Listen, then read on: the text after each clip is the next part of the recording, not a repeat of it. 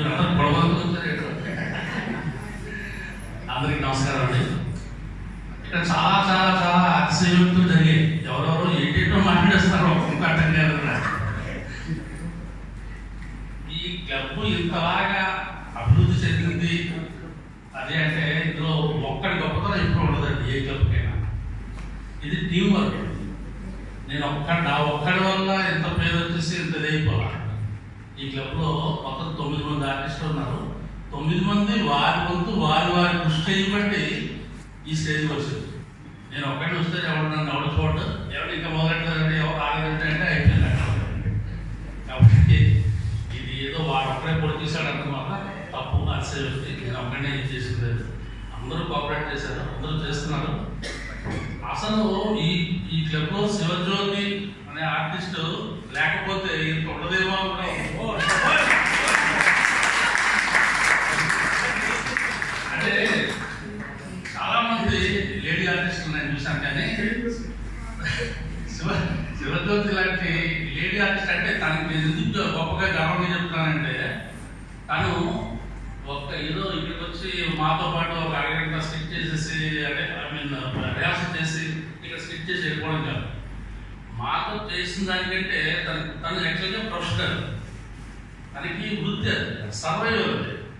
అది లేకపోతే దానికి కష్టం. మేము ఒక్క పైసా ఏమో ఇక్కడ స్కిట్ చేసినాం, ఫ్రీగా చేస్తుంది ఆవిడ మాకు. మేము పైసా ఏమో, మేము పైసలు తీసుకో, ఆవిడ పైసా కూడా ఏమో. అలాంటిది ఆవిడ ఇంట్రెస్ట్గా చేస్తున్నది నిజంగా ఆవిడ గొప్పతనం. ఆవిడ మాతో చేస్తూ బయట బోర్డు నాటకాలు కమర్షియల్గా చేస్తుంది. అవన్నీ కంటస్థం పెట్టి అన్నీ వాళ్ళ దగ్గర చేయకపోతే వాళ్ళ దగ్గర బ్యాక్ మార్క్ వస్తుంది, డబ్బులు రావు. ఒక నాటికి ఫెయిల్ అయిందంటే నెక్స్ట్ నాటికి ఆవిడ బుక్ చేయదు. అయినా సరే ఆవిడ అక్కడ చేసి వాడిని సాటిస్ఫై చేసి మమ్మల్ని సాటిస్ఫై చేసి ఇంత కష్టపడతానంటే నిజంగా శివజ్యోతి చాలా బెస్ట్ యాక్టర్ అని చెప్పడానికి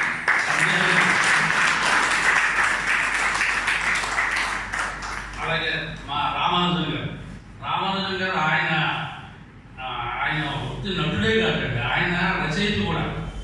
ఆయన రాస్తారు. ఇప్పుడు ఏదైనా ఒక స్క్రిప్ట్ ఉందనుకోండి, ఇప్పుడు నారాయణగడికి చిదంబరం గడికి అయితే మాకు స్క్రిప్ట్ ఎక్కర్లా. ఒక చిన్న సింగిల్ లైనర్ ఉందనుకోండి, బాబా ఎందుకు అంటే ఒక సింగిల్ లైనర్ని ఒక 10 నిమిషాలు లాగాలి. మేము లాగి లాస్ట్లో పని చేసేసి అక్కడితో ఎత్తుకొచ్చేసేయాలి. అందరికీ ఆ ఇది ఉండదు, అందరూ అలా చేయలేరు. క్లబ్లో వాళ్ళందరూ వాళ్ళందరి కోసం ఆయన ఏం చేస్తారంటే ఒక స్క్రిప్ట్ తయారు చేస్తారు. ఫలానా క్యారెక్టర్ ఇలా అంటాడు, ఫలానా క్యారెక్టర్ ఇలా అంటాడు. ఇవన్నీ ఈ కష్టపడ్డదంతా కూడా రామానుజన్ గారు.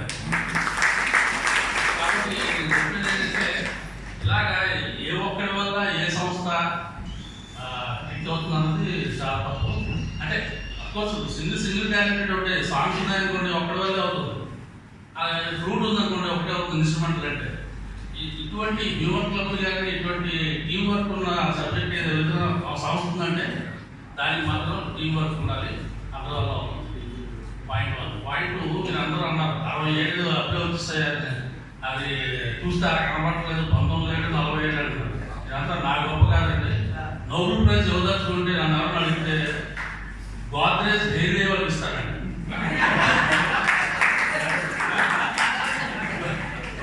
గోద్రేజ్ హెయిర్ ఇస్తాను. వారి వల్లే మా అందరికి వేసి తప్పులు తీసేస్తే మామూలే. 20 ఏళ్ళ వాళ్ళు ఎప్పుడైనా ఎక్కడ అంటారు. అంటే ఏదో సరదాగా మాట్లాడుతున్నాను కానీ ఏం కాదు. ఇక ఎక్కువసేపు మీకు మాట్లాడిపోతున్నాం. ఈ పదవి నిర్మాణ కార్యక్రమంలో అందరూ పాల్పంచుకొని నన్ను ఆశీర్వదించి నాకు మీ బ్లెస్సింగ్స్ విషెస్ తెలిపిన అందరికీ కూడా ధన్యవాదాలు కృతజ్ఞతలు తెలియజేసుకుంటాను. థ్యాంక్ యూ వెరీ మచ్ అండి. ఇప్పుడు వరుసగా 5-6 స్కిట్స్ చేసి కంటిన్యూస్గా ఉంటాయండి. చేసేసి క్లోజ్ చేసేద్దాం. ఒక ½ అన్ అవర్ పాటలు సాగిస్తాను.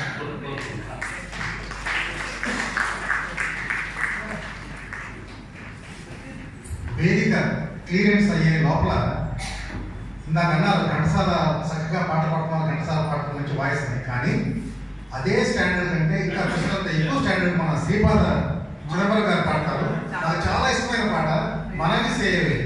ఈ స్టేజ్ క్లియరెన్స్ అయితే నెక్స్ట్ స్కిట్స్ మీద లోపల వారిని మనకి సేవే పాట పాడుతుంది. ప్రేక్షకులందరూ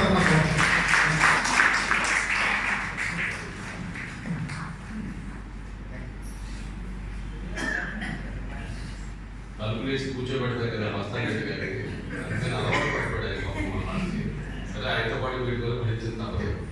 మీ అందరి తరఫున ఆయన ఇచ్చేది కానీ